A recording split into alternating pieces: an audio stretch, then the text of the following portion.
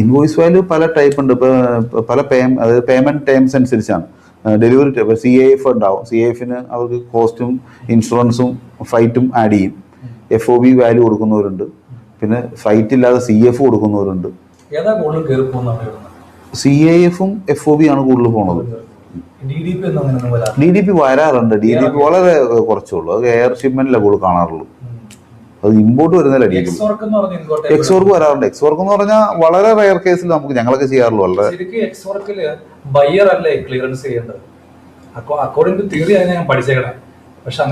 ബയ്യറാ ചെയ്യേണ്ടത്.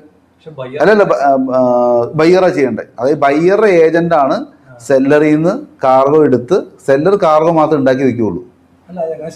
അതങ്ങനെയാണ് ചെയ്യണത്. എന്നിട്ട് അവര്, അതായത് FOBയുടെ കൂടെ, FOB എന്ന് പറഞ്ഞാൽ എന്താ, ബയ്യറാണ് ഫ്ലൈറ്റ് കളക്ട് ചെയ്യേണ്ടത്, ഫ്ലൈറ്റ് കൊടുക്കേണ്ടത്. FOBയുടെ കൂടെ എക്സ് വർക്ക്, ആ പിക്കപ്പും കൂടെ കൂടി വരും. അതായത് FOB എന്ന് പറഞ്ഞാൽ പോർട്ടിൽ നിന്ന് എടുക്കുന്നതാണ് FOB. ഇപ്പൊ കൊച്ചിൻ പോർട്ട് ടു ചൈന അല്ലെങ്കിൽ ദുബായ് FOB. സെല്ലറുടെ, അതായത് ലോവർ മാനുഫാക്ചറുടെ പ്രിമിസിസിൽ നിന്ന് എടുക്കുന്നതിനാണ്.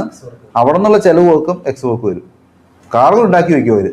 ഞാൻ ആലോചിച്ചത് ശരിക്കും എക്സ്പോർട്ടർ ആണല്ലോ കാർഗോയുടെ ഓണർ. അതെ. പിന്നെ എക്സ്പോർട്ടർക്ക് വേണ്ടിട്ട് എങ്ങനെ ബയ്യറുടെ അത് റേറ്റ് വൈസ് അങ്ങനെയായിരിക്കും. അതിപ്പോ അത് അവര് നമ്മുടെ ഇന്റേണൽ റേറ്റ്സ് ആണ്. ഓരോ കണ്ടീഷൻ ഉണ്ടല്ലോ. നമ്മൾ ഒരു കച്ചവടത്തിലേക്ക് വരുമ്പോൾ അവര് ചിലപ്പോൾ ഞങ്ങൾ എക്സ് വർക്ക് ഞങ്ങൾക്ക് ബാക്കി, കാരണം ഫ്ലൈറ്റ് ബയ്യർ ഇപ്പൊ എക്സ്പോർട്ടർ ഫ്ലൈറ്റ് കൊടുത്ത് എത്തിക്കുന്ന ചിലപ്പോൾ നല്ല വ്യത്യാസം ഉണ്ടാവുമായിരിക്കും. പിന്നെ ഇവർക്ക് ഓരോ കോൺട്രാക്ട് ഉണ്ടാവുമായിരിക്കും പല ലൈൻസുമായിട്ട്. ഇപ്പൊ വലിയ വലിയ ബയ്യേഴ്സിന് എല്ലാ ഇപ്പൊ പല പോർട്ടുകളിൽ നിന്ന് എടുക്കുന്ന ബയ്യേഴ്സ് ഉണ്ട്. അവർക്ക് പല ലൈൻസുമായിട്ടും ഒരു കോൺട്രാക്ട് റേറ്റ് ഉണ്ടാവും.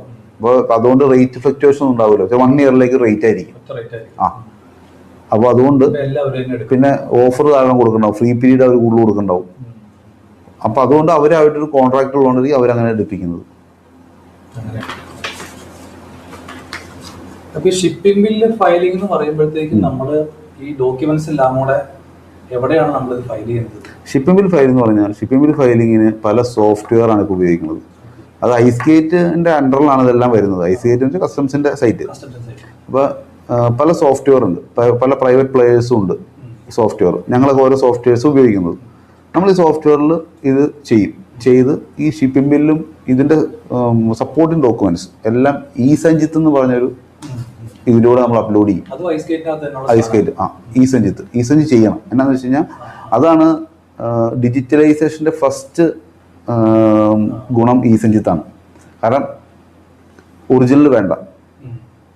ഗവൺമെന്റ് പറയണത് ഒറിജിനൽ ഡോക്യുമെന്റ് വേണ്ട. ഈ ഇ-സഞ്ജിത്ത് ഓപ്പൺ ചെയ്ത് ഓഫീസേഴ്സ് നോക്കിക്കോളും. PDF